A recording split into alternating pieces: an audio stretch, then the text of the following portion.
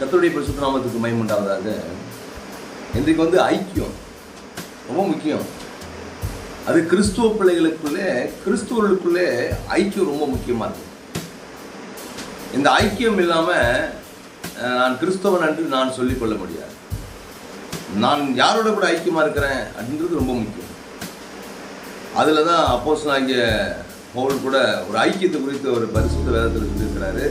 இது ஆண்டுடைய வருகைக்கு, நம்ம ஆண்டவராக இயேசு கிறிஸ்து வருகைக்காக காத்திருக்கிறோம்.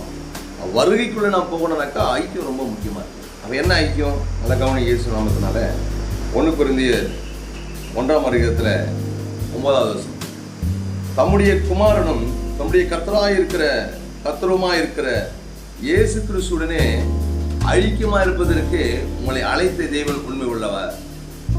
அப்போ எதுக்கு தேவன் நம்மளை அழைத்திருக்கிறார்? ரொம்ப உன்னிப்பாக போனோம். இந்த ஆண்டுடைய வருகை சமீபமாக இருக்குது.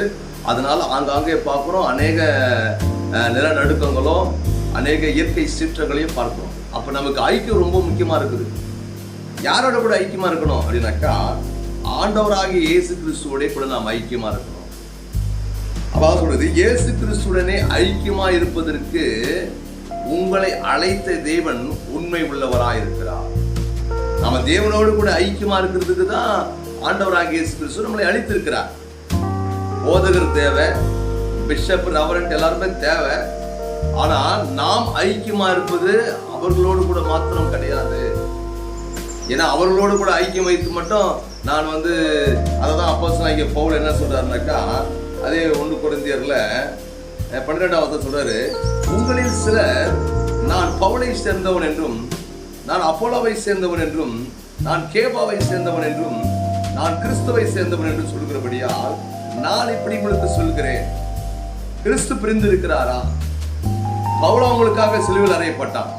பவுலின் நாமத்திலே ஞானஸ்நானம் பெற்றீர்கள், என் நாமத்திலே ஞானஸ்நானம் கொடுக்கவில்லை என்று கொடுத்தேன் என்று ஒருவனும் சொல்லாதபடிக்கு நல்லா வேதத்தில் சொல்லுது. யார் உங்களுக்காக சிலுவையில் அறையப்பட்டான்? இன்னைக்கு அநேகர் ஐக்கியம். யாரோட கூட ஐக்கியம்? நான் இந்த பிஷப்போட ஐக்கியமா இருக்கிறேன், இந்த ஊழியக்காரோட நான் ஐக்கியமா இருக்கிறேன், இந்த நபரோட கூட நான் ஐக்கியமா இருக்கிறேன், இந்த டீம்ல இருக்கிறேன், அந்த டீம்ல இருக்கிறேன்னு நம்ம சொல்றோம். ஆனா இது கடைசி காலத்துல நாம் யாரோடு கூட ஐக்கியமா இருக்க வேண்டும் என்று சொல்லி பரிசுத்த வேதம் நமக்கு யாரை குறித்து சொல்லுகிறதுனாக்கா, நம்முடைய ஆண்டவராகிய இயேசு கிறிஸ்துவோடு கூட நாம் ஐக்கியமா இருக்க வேண்டும் என்று சொல்லி. இப்ப இயேசு கிறிஸ்துவோடு கூட நான் ஐக்கியமா இருக்க வேண்டியது ரொம்ப முக்கியமான ஒரு காரியம் சொல்லுது. அது மாத்திரம் இல்ல, இன்னொரு காரியத்தை அவர் சொல்றார், கவனி. இயேசு நாமத்தினால அதே 1 கொரிந்தியர்ல 1 கர்த்தருக்கு ஸ்தோத்திரம் 10 சொல்றாரு, சகோதரரே, நீங்கள் எல்லோரும் ஒரே காரியத்தை பேசவும், பிரிவினை இல்லாமல் ஏக மனதும் ஏக யோசனையும் உளவலாய் சீர்பொருந்திருக்கவும் வேண்டும் என்று நம்முடைய கர்த்தராகிய இயேசு கிறிஸ்து நாமத்தினாலே உங்களுக்கு நான் புத்தி சொல்லுகிறேன். அநேக பிரச்சனை இதுதான். கொஞ்சம் ப்ரேயர் பண்ண வாங்கப்பா, கொஞ்சம் ஊழியத்துக்கு வாங்கப்பா அப்படின்னு சொல்லும் போது, இல்லை இல்லைங்க, எங்களுடைய டீம் வேற, எங்களுடைய ஊழியம் வேற, எங்களுடைய தலைமை வேற அப்படின்னு சொல்லிட்டு நிறைய நபர்களை நாம் தனிமையாகவே புறக்கணித்து விடுகிறோம்.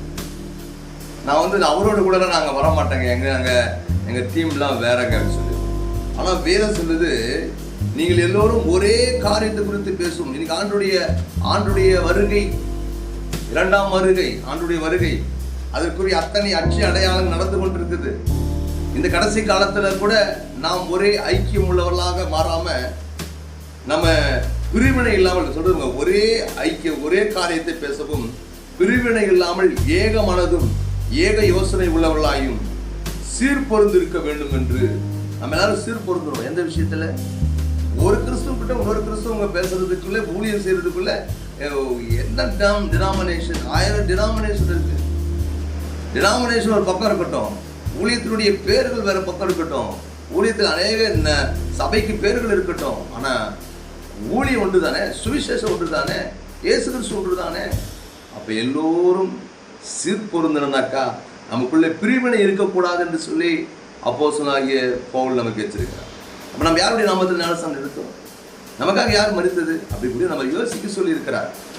கர்த்தருடைய பிள்ளைகளாக இருக்கிற நாம இந்த நாட்களில் உங்கள் சபை எங்கள் சபை அப்படிலாம் பிரிவினை இல்லாமல் நம்ம எல்லோரும் ஒரே சபை தான். கிறிஸ்து சபைக்கு தலையாக இருக்கிறார், நாம் எல்லாம் அவருடைய அவைகளாக இருக்கிறோம்.